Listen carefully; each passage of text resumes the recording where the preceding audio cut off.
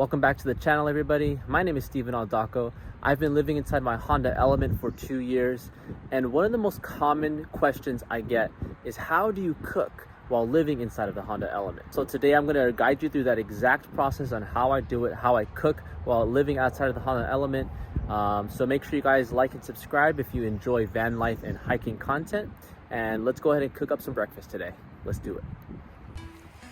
So over here is where I just kind of keep like salt, pepper, some like cooking oil, and then I have things to do dishes right here. So it's all ready and easily accessible. So it's a little cloudy and it's been raining kind of on and off. So I'm gonna set up the ARB awning, and that's gonna give me some cover and shade if it's sunny or if it's gonna start to rain. So let's set that up.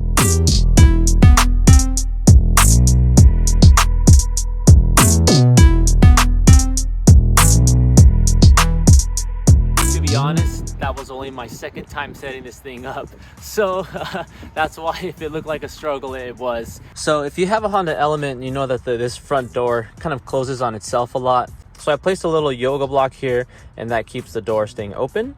And then I have this big old piece of plywood here, and I'm going to show you how we use this as a table. So you take this piece of plywood,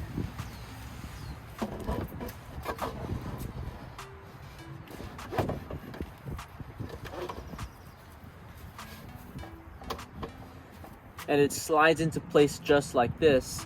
And for a little extra and what I do here for a little extra support is I basically take my tripod for my camera and I mount it on top of here, so it gives me plenty of support for the table. And I definitely want to stain this at some point to make it more resistant to stains and things like that. So that's coming up soon. So here I have my handy Coleman 2-burner stove, and then that just kind of collapses and folds down so it saves space. Let's set that up real quick.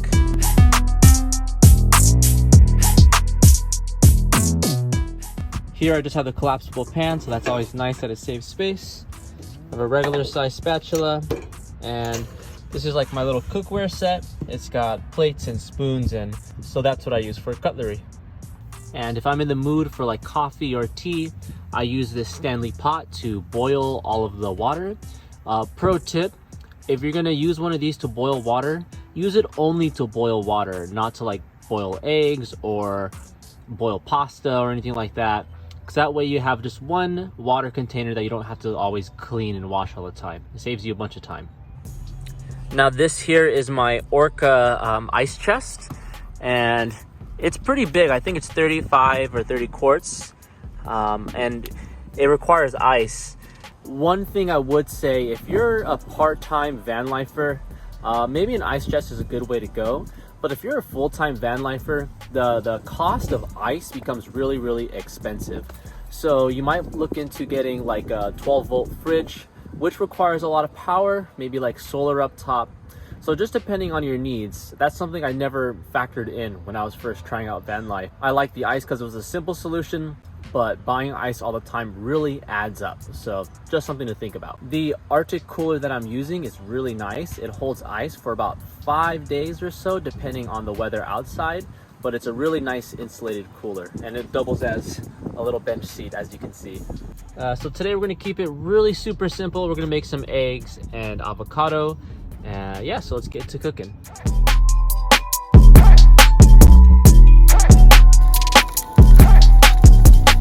So super simple breakfast. Got some eggs, avocado, and oranges. Now let's enjoy it. It's a nice day, so why not eat outside? Depending on the weather, sometimes I'll eat inside, or I could also use the back hatch as like a little table, and I'm using that cooler as a seat. And then this is really great if I'm camping or if I have like a second person. It's long enough so we can both eat off of the back hatch. Now it's time for everyone's favorite part about cooking: dishes. Let's do it. So what I have here is a collapsible sink, and that saves a lot of space, and I'll show you the water source I use to clean everything. So this here is a 7-gallon jug, and I kind of hang that over the hatch, and it comes included with this little adapter. I could just twist that little knob and we have water. Easy.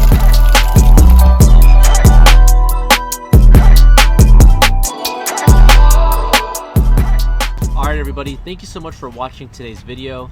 I'll have links to all the products that I used in this kitchen build for you down in the description below, and that's a great way to help support this channel. And if you have any other questions about how I live in my van, or any other questions about this build in particular, let me know down in the comments below and I'll answer them, maybe with another comment or a video. Another great way to help support this channel is to become a subscriber. We're almost at 1,000 subscribers and our goal is to hit that on June 27th of this year, 2021. So make sure you hit that like and subscribe button for more van life and hiking content. And you guys take care. Thanks for watching, and we'll see you next time. Peace.